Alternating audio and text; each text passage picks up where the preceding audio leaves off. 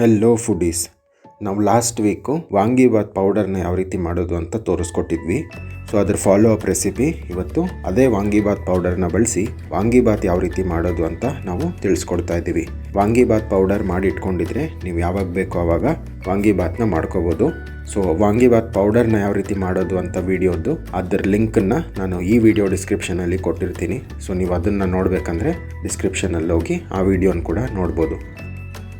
So ಬನ್ನಿ ಹಾಗಾದರೆ ಈ ವಾಂಗಿಬಾತಿಗೆ ಬೇಕಾಗಿರೋ ಇಂಗ್ರೀಡಿಯೆಂಟ್ಸ್ನ ನೋಡ್ಕೊಳ್ಳೋಣ. ಮೊದಲಿಗೆ ಬದನೆಕಾಯಿ ನಾನು 1/4 kg ತೊಗೊಂಡಿದ್ದೀನಿ. ಇದನ್ನು ಈ ರೀತಿ ಹಚ್ಚಿ ನೀರಲ್ಲಿ ಹಾಕಿ ಇಟ್ಕೊಂಡಿದ್ದೀನಿ. ವಾಂಗಿಬಾತ್ ಪೌಡರು 3 ಟೇಬಲ್ ಸ್ಪೂನ್ ಅಷ್ಟು ತೊಗೊಂಡಿದ್ದೀನಿ.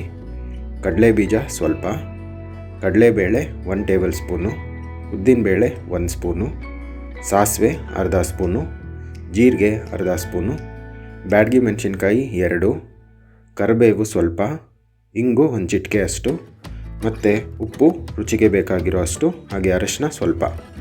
ಬನ್ನಿ ಇದನ್ನು ಮಾಡೋದು ಯಾವ ರೀತಿ ಅಂತ ಇವಾಗ ನೋಡೋಣ. ಮೊದಲಿಗೆ ನಾನು ಒಲೆ ಮೇಲೆ ಒಂದು ಬಾಣಲಿನ ಇಟ್ಕೊಂಡು 3 ಸ್ಪೂನ್ ಎಣ್ಣೆ ಹಾಕ್ಕೋತಾ ಇದ್ದೀನಿ.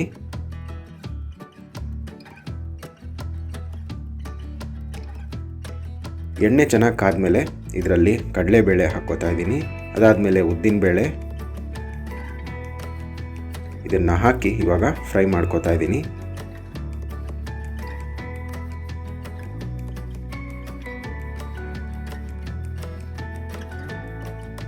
ಇದು ಸ್ವಲ್ಪ ಫ್ರೈ ಆದಮೇಲೆ ಇದಕ್ಕೆ ಸಾಸಿವೆ ಮತ್ತು ಜೀರಿಗೆನ ಸೇರಿಸ್ಕೋತಾ ಇದ್ದೀನಿ.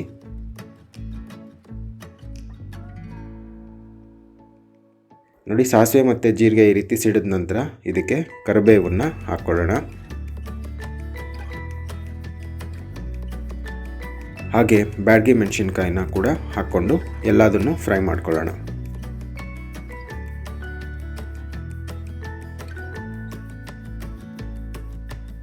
ಈಗ ಇದಕ್ಕೆ ಕಡಲೆ ಬೀಜನ ಕೂಡ ಸೇರಿಸಿ ಅದನ್ನು ಕೂಡ ಎಣ್ಣೆಯಲ್ಲಿ ಚೆನ್ನಾಗಿ ಫ್ರೈ ಮಾಡ್ಕೊಳ್ಳೋಣ.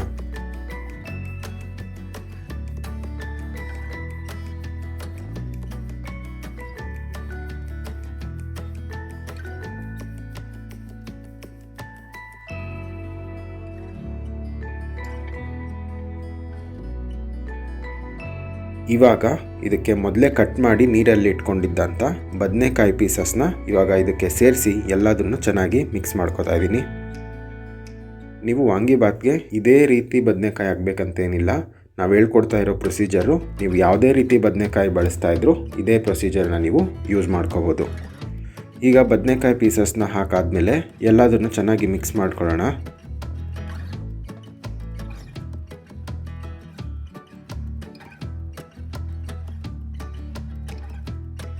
ಇದಾದಮೇಲೆ ಇದಕ್ಕೆ ಇವಾಗ ನಾನು ಸ್ವಲ್ಪ ಅರಿಶಿನ ಸೇರಿಸ್ಕೊತಾ ಇದ್ದೀನಿ. ಜೊತೆಗೆ 1/4 ಸ್ಪೂನಷ್ಟು ಉಪ್ಪನ್ನು ಕೂಡ ಸೇರಿಸ್ತಾ ಇದ್ದೀನಿ. ಎಲ್ಲದನ್ನು ಹಾಕಿ ಚೆನ್ನಾಗಿ ಮಿಕ್ಸ್ ಮಾಡ್ಕೊಳ್ಳಿ. ಈಗ ಬದನೆಕಾಯಿ ಚೆನ್ನಾಗಿ ಮೆತ್ತಗಾಗೋವರೆಗೂ ಕೈ ಆಡಿಸ್ತಾ ಇರಿ. ಬದನೆಕಾಯಿ ಎಣ್ಣೆಯಲ್ಲಿ ನೀರಿನ ಅಂಶ ಬಿಟ್ಟು ಮೆತ್ತಗಾಗೋವರೆಗೂ ಇದನ್ನು ಚೆನ್ನಾಗಿ ಮಿಕ್ಸ್ ಮಾಡ್ಕೊತಾ ಇರೋಣ.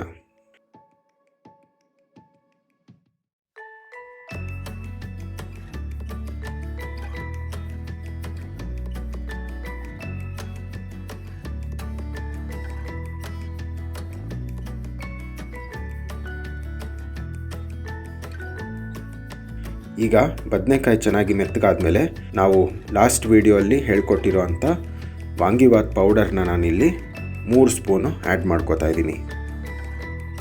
ಈ ವಾಂಗಿಬಾತ್ ಪೌಡರ್ ರೆಸಿಪಿ ನಾನು ಮೊದಲೇ ಹೇಳ್ದಂಗೆ ನಮ್ಮ ನಳಮಹಾರಾಜ ಚಾನಲಲ್ಲಿ ಆಲ್ರೆಡಿ ಅಪ್ಲೋಡ್ ಮಾಡಾಗಿದೆ. ಆ ಲಿಂಕ್ ಡಿಸ್ಕ್ರಿಪ್ಷನಲ್ಲಿ ಕೂಡ ಕೊಟ್ಟಿದ್ದೀನಿ, ಅದನ್ನು ಕೂಡ ನೋಡಿ. ಈ ರೀತಿ ವಾಂಗಿಬಾತ್ ಪೌಡರ್ನ ಒಂದ್ಸಲ ರೆಡಿ ಮಾಡಿ ಇಟ್ಕೊಂಡ್ರೆ ನೀವು ಇದನ್ನು ತಿಂಗಳುಗಟ್ಟಲೆ ಸ್ಟೋರ್ ಮಾಡ್ಕೋಬೋದು. ಯಾವಾಗ ಬೇಕೋ ಆವಾಗ ವಾಂಗಿಬಾತು ದಿಢೀರಂತ ನೀವು ರೆಡಿ ಮಾಡ್ಕೋಬೋದು. ಈಗ ಪೌಡರ್ ಹಾಕಾದ್ಮೇಲೆ ಎಲ್ಲದನ್ನು ಚೆನ್ನಾಗಿ ಮಿಕ್ಸ್ ಮಾಡ್ಕೊಳ್ಳೋಣ. ಇಲ್ಲಿ ಬೇಕಿದ್ದರೆ ನೀವು ಒಂದು ಸ್ವಲ್ಪ ನೀರನ್ನು ಇಲ್ಲಿ ಸೇರಿಸ್ಕೋಬೋದು. ಉರಿನ ಕೂಡ ಕಡಿಮೆ ಮಾಡ್ಕೊಳ್ಳಿ. ಇವಾಗ ಕಡಿಮೆ ಮಾಡಿಕೊಂಡು ಎಲ್ಲದನ್ನು ಚೆನ್ನಾಗಿ ಮಿಕ್ಸ್ ಮಾಡ್ಕೊಳ್ಳಿ.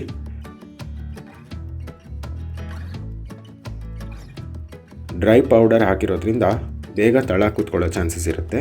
ಅದಕ್ಕೆ ಉರಿನ ಇಲ್ಲಿ ಕಡಿಮೆ ಮಾಡ್ಕೊಳ್ಳಿ.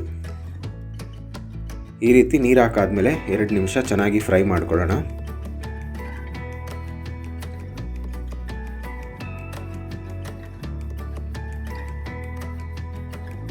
ಈಗ ನಾನು ಅನ್ನ ಮೊದಲೇ ಮಾಡಿಟ್ಕೊಂಡಿದ್ದೆ, ಅನ್ನ ಮೊದಲೇ ಮಾಡಿ ಇದನ್ನು ತಣ್ಣಗಾಗಿಬಿಟ್ಟಿದ್ದೀನಿ. ಈಗ ಈ ಗೊಜ್ಜನ್ನು ನಾವು ಅನ್ನಕ್ಕೆ ಚೆನ್ನಾಗಿ ಮಿಕ್ಸ್ ಮಾಡಿದ್ರೆ ನಮ್ಮ ವಾಂಗಿಬಾತ್ ರೆಸಿಪಿ ರೆಡಿ ಆಯಿತು.